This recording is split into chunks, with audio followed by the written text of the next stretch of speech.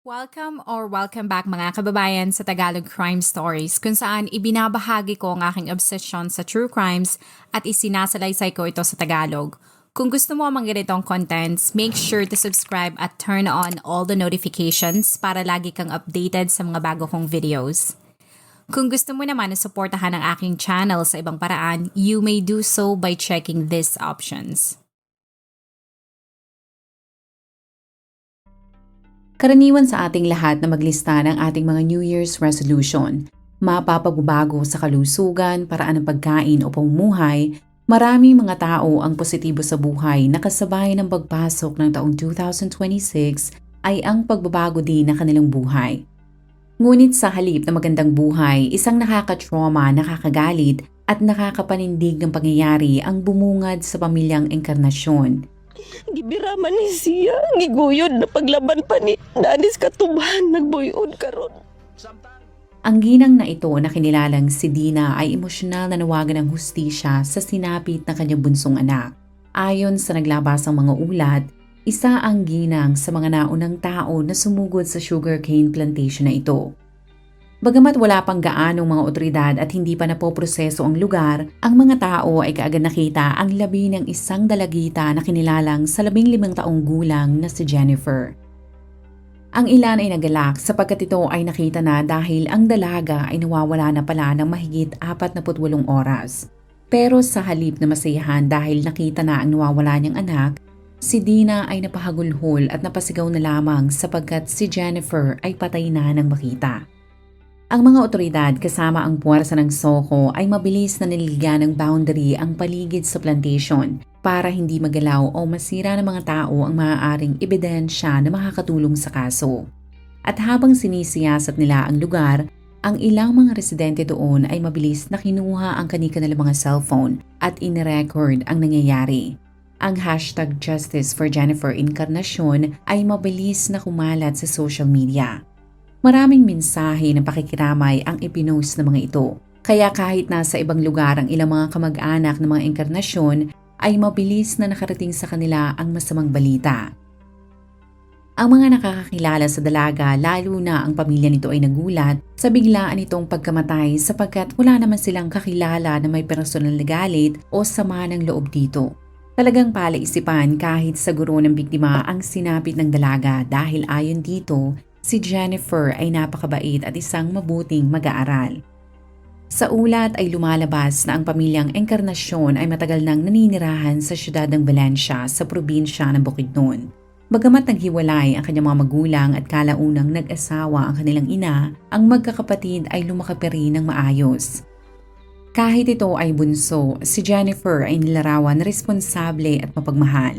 Kahit ito ay nilarawan sa interview ng kanyang mga ate na Maldita, ay nagpatotoo naman ng mga ito na si Jennifer ay talagang napakabait na bata, na dahilan kung bakit ito ay nagkaroon ng maraming mga kaibigan sa loob at labas ng eskwelahan. Katulad ng ibang mga mag-aaral sa Bucos Sinait Integrated School, si Jennifer ay isa rin sa mga estudyanteng excited na bumalik sa eskwelahan pagkatapos ng holiday break. Ayon sa nanay nito ay nasa routine ni Jennifer na pagkatapos ng kanyang klase mga alas 5 ng hapon ay nasa bahay na ito kaagad. Kung ito hindi tumutulong sa gawaing bahay ay makikita naman ito na nagbabantay sa kanilang maliit na tindahan. Base sa mga ulat, pagkatapos madala sa opisina ng medical examiner ang labi ng biktima, ang mga otoridad ay kaagad nagbukas ng homicide case. Ang mga tao sa internet na gusto nang marisolba ang kaso agad ay mabilis na bumuo ng kanilang mga teorya na baka adik ang suspect sa nangyari dahil lumalabas pala na ang dalaga ay biktima ng isang karumal-dumal na krimen. Ang personalidad na ito na dumating sa taniman ng tubo ay ibinahagi na sa bahaging ito nakita ang ulo, habang dito naman nakita ang katawan ng biktima na nagkukumpirma na si Jennifer ay pinugutan ng ulo ng suspect.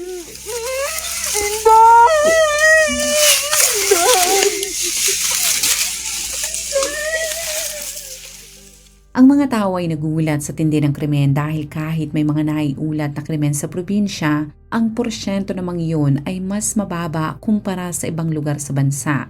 Sa totoo nga ay noong 2019 Ang Valencia City Police ay pinagmalaki na bumaba ng 22% ang mga nangyayaring krimen doon. Kaya nang kumalat sa internet ang sinabi ni Jennifer, nagpaalala pa rin ang mga ito sa publiko na maging alerto at kaagad i-report ang kahinahinalang mga tao o aktibidades.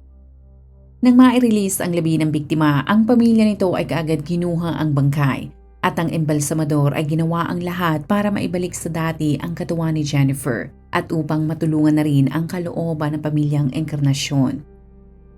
Ang lamay ay dinaluhan hindi lamang ng kapamilya, kaibigan, kaklase, kapitbahay, pero dinaluhan rin ito ng ilang mga politiko sa Bukidnon. Ang mga ito ay nangako na gagawin nila ang lahat para makamit nito ang hustisya. Bakit na akong bibig?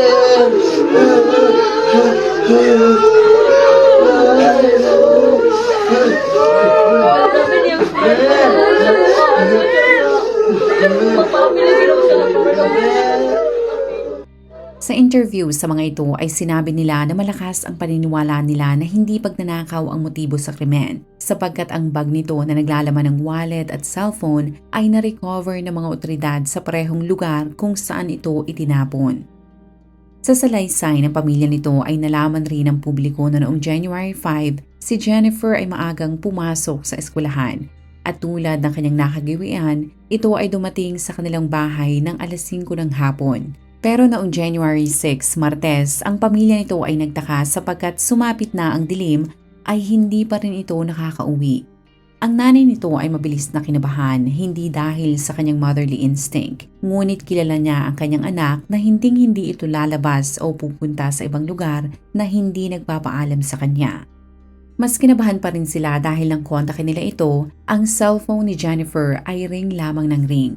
Kaya kahit hindi pa lumalagpas ng 24 oras na ito ay nawawala, si Dina kasama ang ilan niyang mga kapamilya ay nagtungo na sa Valencia City Police. Dahil sa paniniwala na wala nga sa ugali ng dalaga na maglaho na lamang itong parang bula, ang mga otoridad ay kaagad nagbukas ng missing persons case. Inalertuhan din nila ang ibang miyembro ng mga kapulisan sa buong Bukidnon sa pagbabaka sakali na sa kanilang pagtutulungan at pagsasanib puwersa ay mabilis nilang matutuntun ang kinaroroonan ni Jennifer. Kahit medyo madilim na, ang mga pulis at ilang opisyal ng barangay ay sama-samang hinanap si Jennifer. Pero nang mabigo silang mahanap ang grade 9 student, ay tumulong na rin sa paghahanap ang ilang mga residente. Kinalugad nila ang masusukal na damuhan, sapa at kahit ilog. Pero dismayado ang pamilyang Encarnacion dahil wala pa rin silang clue sa posibleng kinaroroonan nito. Kaya ang ilan sa kanila ay ginamit na ang social media para manawagan sa posibleng mga tao na nakakita o nakakaalam sa kinaroroonan nito. Ngunit kahit ilang daang beses pang i-share ang post na yon, ni isa naman sa mga tao ay walang nakakaalam kung saan ba talaga ito nagpunta. Hanggang sumapit ang Miyerkules, January 8, ang ikalawang araw ng paghahanap. Ang search and rescue party ay nagdesisyon na suyurin ang masukal na sugarcane plantation na ito na parte ng Purok Sinait sa Barangay Dagat na ayon sa pamilyang Encarnacion ay ang karaniwang dinadaanan ni Jennifer. Ang grupo ay matyagang ginalugad ang malawak na taniman ng tubo at kahit may kainitan ang panahon noon, ang mga ito ay hindi natinag. Ang kanilang effort ay hindi naman nasayang dahil bandang alas 11 ng umaga ay positibo nilang nakita ang katawan ni Jennifer. Sa video na ito ay makikita mo ang reaksyon ng mga tao.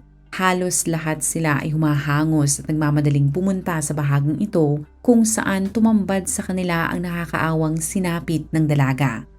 Ang nanay ng biktima ay naging emosyonal at ito ay galit na galit dahil parang hayop na pinatay ang kanyang bunsong anak. Sa interview ay sinabi ng mga otoridad na bago ito patayin at pugutan ng ulo ay maaaring ginahasa muna ang biktima. Nakitaan rin ito ng mga defense wounds na senyales na nilabanan pa ni Jennifer ang salarin. Pero dahil sa mas malakas ito ay tuluyan itong pinugutan ang biktima at inihagis ang ulo 3 metro ang layo mula sa katawan nito.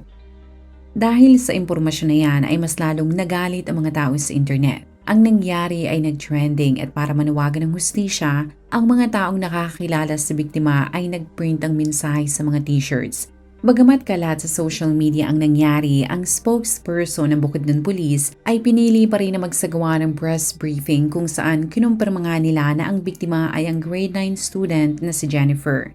Sa press briefing ay nangako ang mga otoridad na gagawin nila ang lahat para matukoy ang pagkakakilala ng suspect. Kasunod niyan ay nag-utos ang hepe ng PNP sa probinsya na bumuo ang mga ito ng Special Task Group na tututok sa kaso.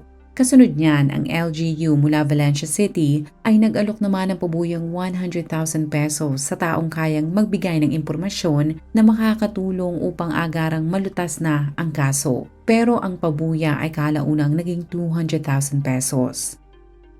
Habang emosyonal pa rin ang pamilyang Encarnacion sa nangyari, sa pagtatanong naman ng mga otoridad sa mga residente ay nakakuha sila ng clue na nakatulong sa pag-usad ng investigasyon. Ayon sa ilang mga testigo ay namataan nilang kasama ni Jennifer ang isang lalaki na nagngangalang Marlon Rosaot na residente din ng Barangay Dagat. Nagsagawa ang mga otoridad ng hot pursuit operation, ngunit hindi sila nagtagumpay na arestuhin ang suspect dahil nagawa nitong makatakas. Sa ulat ay di umunay nakapanaksak pa ito. Ang mga residente ng barangay ay napuno ng takot dahil alam ng mga ito na malaya pa rin ang hinihinalang suspect.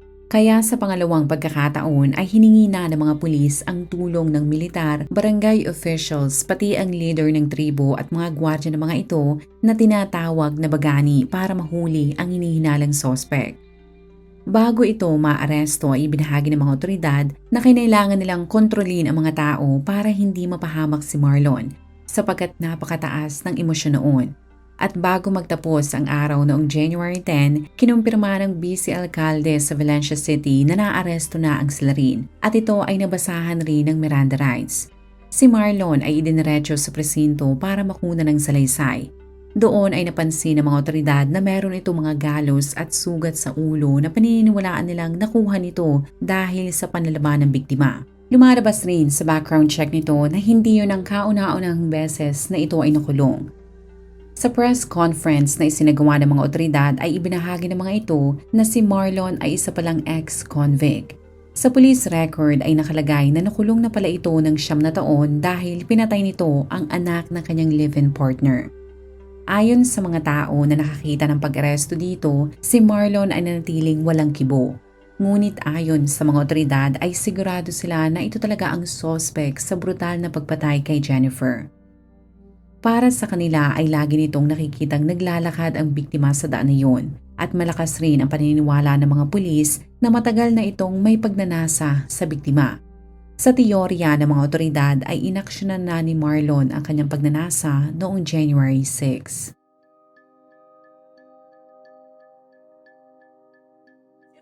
Sakita sir, oy kung hisgutan ang sakit sir, walay makatupong sir, isip pinahan sir. Pila ka bulan giburol nga ako ni bata, pila ka tuig gipadako og yatiman. Una may hunana lang kuan sa isa ka hayop. Matres lang na mo sir kung kinsa na nga tao sir, tagod-taguron gidako sir, tagod-taguron og pino. Ang mabilis na aksyon ng mga otoridad ay ikinasiya ng pamilyang Encarnacion. Pero ang kahilingan nila ngayon ay sana makamit na nila ang hustisya. Pero ang kaso ata na gustong isampa ng mga otoridad sa hinihinalang suspect ay tila magbabago. Dahil nang lumabas ang autopsy report, ang medical examiner ay sinabi na si Jennifer ay hindi ginahasa. Sa extrajudicial confession ng salarin ay lumalabas na siya talaga ang definition ng tao o ex-convict na dapat hindi na binibigyan ng tsansa na magbago pa, sapagkat inamin nito na nagkataon lamang ang pagkikita nila ng biktima sa daan. Inamin nito na bigla nalaman niya itong hinila patungo sa tubuhan at pinagsasaksak. Pero ang mas nagpalito sa mga tao ay ang sinabi nito na ginahasa niya ang biktima. Kahit ayon sa medical examiner ay walang senyales na ito ay nagalaw. Kaya tuloy ang ilan ay kinwestiyon kung ito ba ay nasa tamang katinuan nang mangyari ang krimen. Ang ilan ay positibo na ito ay walang problema sa mental health. Sa halip ito ay di umunang maaaring high na high sa droga. Kaya baka sa paningin nito, ang biktima ay isang mabangis na hayop. Kaya para hindi siya lapain ay sinunggaban ni Marlon ang biktima. At gamit ang bolo ay pinutulan niya ito ng ulo.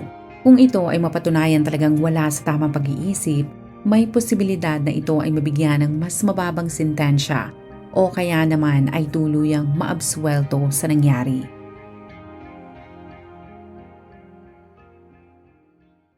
Kung ikaw ay nakinig hanggang sa dulo ng video na ito, maraming salamat sa panonood sa episode na ito. Please consider leaving a comment or i-like ang video na ito. At kung may kaso ka na gusto mong i-cover ko, please let me know. Magandang araw sa'yo, kabayan.